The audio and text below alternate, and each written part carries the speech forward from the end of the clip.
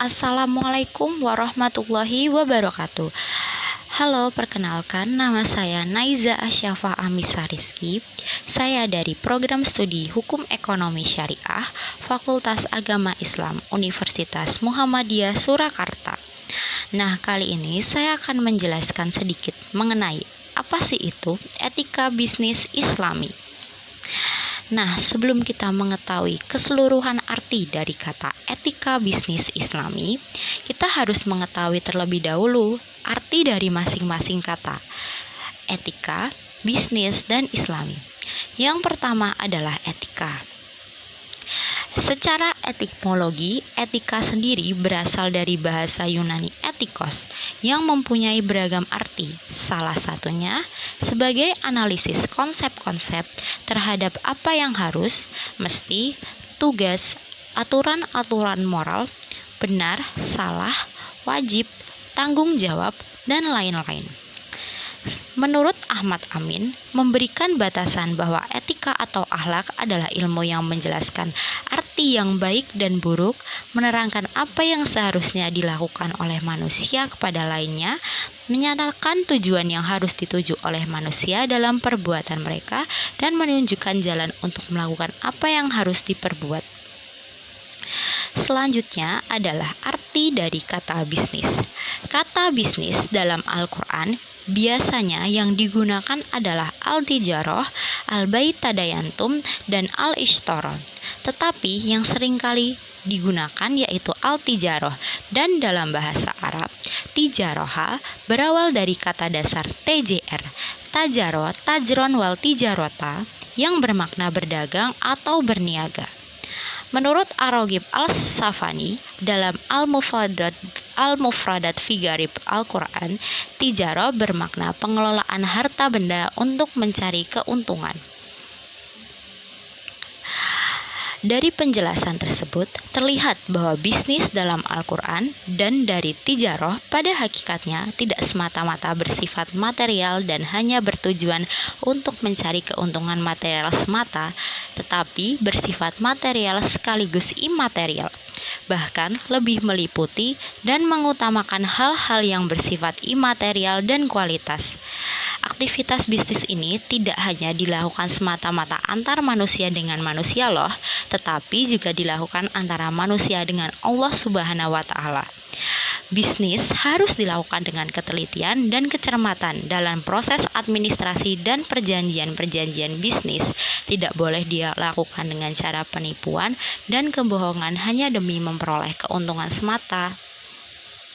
Selanjutnya adalah definisi atau arti dari kata Islam. Islam sendiri adalah agama yang diturunkan oleh Allah Subhanahu wa Ta'ala kepada Nabi Muhammad SAW untuk mengatur hubungan manusia dengan Allah, dengan dirinya, dan dengan sesamanya. Islam merupakan agama yang diridhoi Allah Subhanahu wa Ta'ala sebagaimana disebutkan dalam Al-Quran dalam surah Ali Imran ayat 19. Yang artinya, sesungguhnya agama yang diridhoi di sisi Allah hanyalah Islam. Quran Surah Ali Imran ayat 19. Ayat ini menjelaskan kedudukan Islam sebagai agama samawi yang diturunkan oleh Allah kepada manusia. Namun ketika Allah menjelaskan sesungguhnya agama di sisi Allah hanyalah Islam, berarti bahwa agama lain yang pernah diturunkan oleh Allah tidak diakui setelah diturunkannya Islam. Nah, setelah kita mengetahui arti dari masing-masing kata tadi, etika, bisnis, dan Islam, kita akan mengetahui makna dari pengertian etika bisnis Islami. Etika bisnis Islami merupakan suatu proses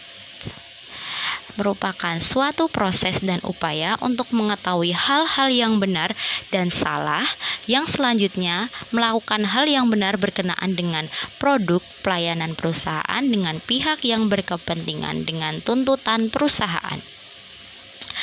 Etika bisnis Islami merupakan suatu kebiasaan atau budaya moral yang berkaitan dengan kegiatan bisnis suatu perusahaan. Nah, dalam membicarakan etika bisnis Islami, tidak jauh-jauh nih dengan kata business firm dan business person yang mempunyai beragam arti yang bervariasi. Berbisnis berarti sesuatu usaha yang menguntungkan. Jadi, etika bisnis Islam adalah studi tentang seseorang atau organisasi melakukan usaha atau kontak bisnis yang saling menguntungkan sesuai dengan nilai-nilai ajaran Islam. Selanjutnya, ada nilai dasar dan prinsip dari etika bisnis Islam. Etika bisnis Islam sendiri merupakan etika bisnis yang mengedepankan nilai-nilai Al-Quran. Oleh karena itu, beberapa nilai dasar dalam etika bisnis Islam yang disarikan dari inti ajaran Islam itu sendiri adalah antara lain sebagai berikut. Yang pertama adalah kesatuan atau tauhid atau unity. Yang kedua adalah keseimbangan atau equality atau adil. Yang ketiga adalah kehendak bebas atau free will. Yang keempat adalah tanggung jawab atau responsibility. Yang keempat adalah kebenaran atau kejujuran atau honesty. Nah, dalam Islam sendiri, etika dan bisnis merupakan satu kesatuan utuh yang tidak bisa dipisahkan antara satu dengan yang lainnya. Hal ini dikarenakan ajaran Islam yang bersifat syumul, yang mengatur seluruh aspek kehidupan manusia. Hubungan bisnis dengan etika dalam Islam tak ubahnya kesatuan antara urat dan daging. Landasan yang mendorong perilaku bisnis hendaknya didasarkan tidak hanya karena rasa takut pada sebuah pemerintahan, tidak juga hanya karena hasrat menumpuk kekayaan, tetapi lebih dari itu. Seorang pebisnis hendaknya menyandarkan perilakunya semata-mata karena rasa takut kepada Allah dalam usaha mencari ridhonya. Sehingga bisnis yang ideal dalam Islam adalah bisnis yang mampu menyeimbangkan antara hak dan kewajiban, mampu menciptakan rasa keadilan, dan memenuhi tuntutan kebajikan dan keluhuran budi. Oleh karena itu, pebisnis muslim harus tunduk kepada aksioma atau nilai dasar etika bisnis Islami yang mencakup tauhid, keseimbangan, kehendak bebas, tanggung jawab, dan kebenaran.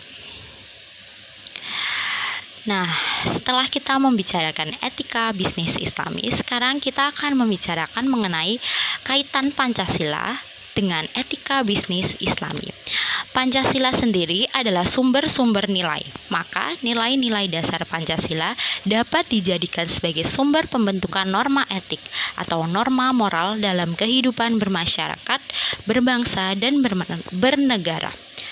Nilai-nilai Pancasila adalah nilai moral. Oleh karena itu, nilai Pancasila juga dapat diwujudkan ke dalam nilai-nilai norma-norma moral etik.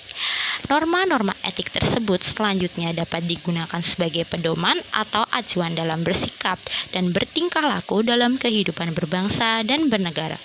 Oleh karenanya, etika bisnis Islam dapat dikaitkan dengan Pancasila, karena Pancasila pada dasarnya merupakan sumber-sumber dari nilai-nilai tersebut.